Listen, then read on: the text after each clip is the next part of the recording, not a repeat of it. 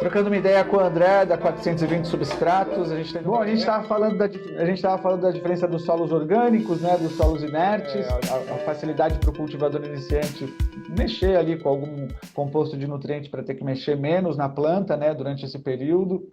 E explica então para a gente essa diferença dos orgânicos minerais, né, dos orgânicos, dos minerais, qual que é a diferença aí desses tipos de nutrição para a planta? Vamos ver, diferença de nutrição principalmente vamos seguir a linha de inerte e orgânico, né? O inerte, você vai ter uma frequência um pouco maior, sabe, de tanto de rega quanto de cuidado, e tem que estar com o pH muito regulado, né? As pessoas, tipo, regulam o pH demais no inerte, porque, entenda, o inerte ele não tem nada ali dentro de matéria orgânica que segure alguma coisa, a regulagem. Então é diferente, você está dando uma comida artificial para a planta. Por isso que tem que regular o pH mesmo no inerte, senão você não dá nada para a planta. Então vamos entender que ela está ali para receber toda a carga de nutriente, que tem uma faixa também de melhor absorção dentro daquele pH. Com o Certo. solo orgânico, não tem essa necessidade, porque a matéria orgânica tende a puxar para a média sempre a regulagem da água e do pH. Ô André, explica em linhas gerais para quem nunca viu o cultivo, assim, o que que é a questão do pH no substrato, cara? Bem assim, geralzão mesmo. Ó, geralzão mesmo, o pH é potencial de hidrogênio. Então, assim, é uma faixa que a gente mede a água como alcalina ou como ácida. Quando esse pH está abaixo de 7, está lá 6, 5, 4, ele está ácido. Quando ele está acima de 7, que é 8, 9, 10, ele está alcalino.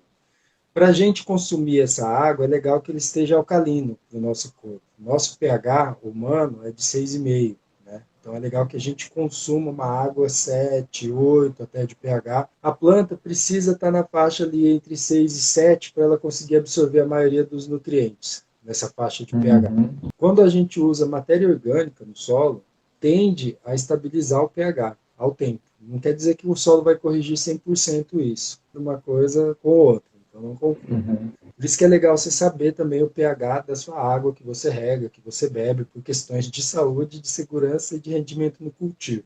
Então com a planta também, ela tem uma faixa que ela vai pegar. Então de 0,5 até 0,7 de pH, de 5 a 7, tem uma faixa que ela absorve mais tipo de nutriente e uma faixa que ela absorve mais outros tipos de nutrientes. E esse padrão você vê muito usando no inerte para seguir isso, porque ele não tem essa regulação natural do solo. Outra coisa que acontece Uhum. de diferença para o inerte e do orgânico é que o orgânico está um tempo constante em alimentação essa planta.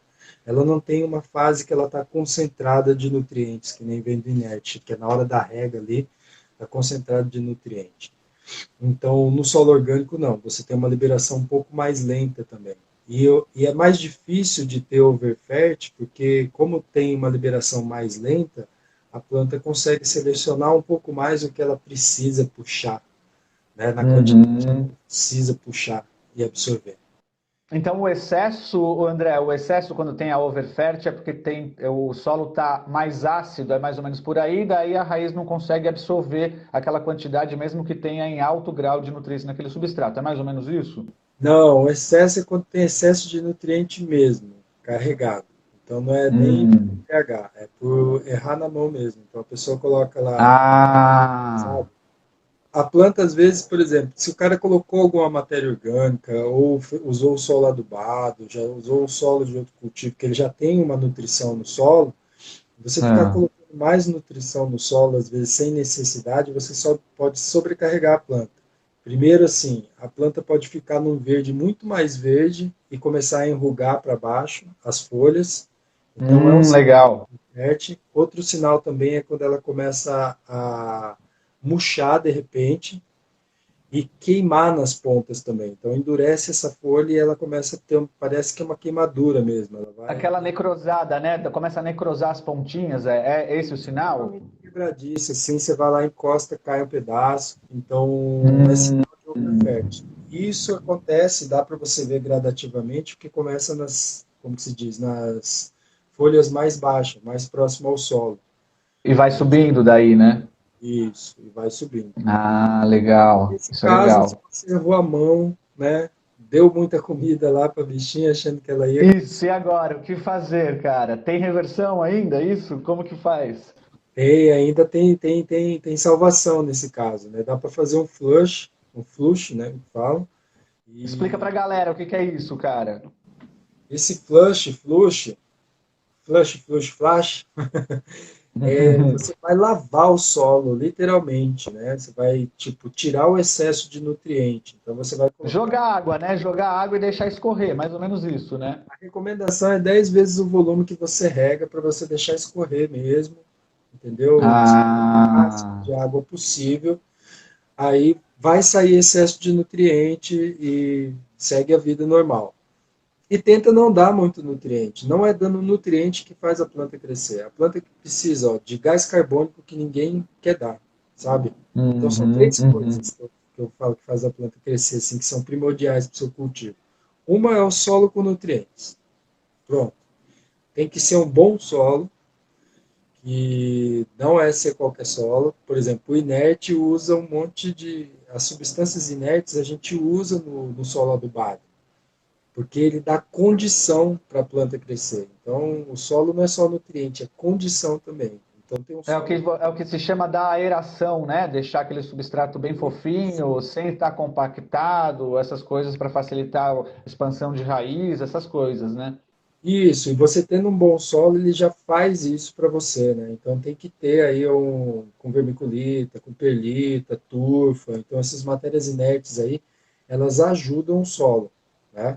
Então não vai deixar sobrecarregado nem nada e vai facilitar o crescimento de A raiz. Carol perguntou uma coisa aqui, André. Se essas folhas que você se referiu que começam a ficar mais fáceis de tirar ali, tira tudo, arranca tudo ou deixa elas se desgastarem até o fim e cair sozinhas? As folhas, olha, não É, tem necessidade de tirar não, tá? Depois elas não, vão não. cair sozinhas. Porque a folha, Ah, beleza. ó, tem muitas coisas de folhas aí contraditórias, né? Mas as folhas que ficam, em geral, uma planta perde 20% da sua folhagem até o fim, sabe? Isso é uma média. Tem uns que perdem mais, tem outros que perdem menos. Na fase de floração, a planta começa a puxar, porque o solo tem que estar sem nitrogênio, né, com baixo nitrogênio. Não quer dizer que a planta não use isso, ela usa ainda um pouco de nitrogênio. Então, o sinal de final de flora é quando as folhas estão ficando amareladas também, murchas e caindo, as folhas mais velhas, porque a planta mesmo está puxando o nitrogênio dessa folha para alimentar ela no final da flora. A planta está se alimentando dessa folha? É mais ou menos isso Isso, mesmo, mas só que assim? ela precisa de nitrogênio bem baixo, então ela consegue pegar da própria planta e puxar. Não quer dizer que você tem que dar nitrogênio, que você vai atrapalhar a floração se você der nitrogênio. Aham, aham. E Deixa como diferenciar, André? Como diferenciar? Porque aí, às vezes, esse amarelamento, como não confundir, por exemplo, com aquela do excesso de nutrientes, por exemplo, da overfert? Como a gente consegue diferenciar? Porque, então, pelo que você diz, é normal em uma fase da floração que ela está consumindo essas folhas já amarelarem naturalmente, né? Como que a gente distingue essas duas situações? Se tiver no fim da flora, é normal. Ponto. Aí não tem o que dizer. No final de floração é normal mesmo perder várias folhas e amarelando algumas folhas e a flor tá bonita. Então é um sinal que tá legal. Quando isso acontece na vega, é muito. É claro que você ou exagerou na dose de nutrientes, né?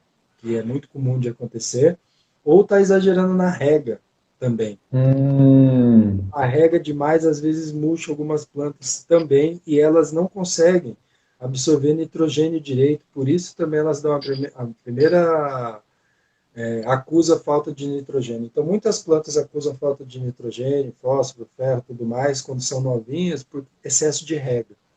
Então muita rega Uhum. atrapalha a planta absorver nutrientes do solo. O lance da rega é regar e observar. Eu acho que isso vai fazer qualquer cultivador melhorar no cultivo a cada dia. O lance é regar e observar.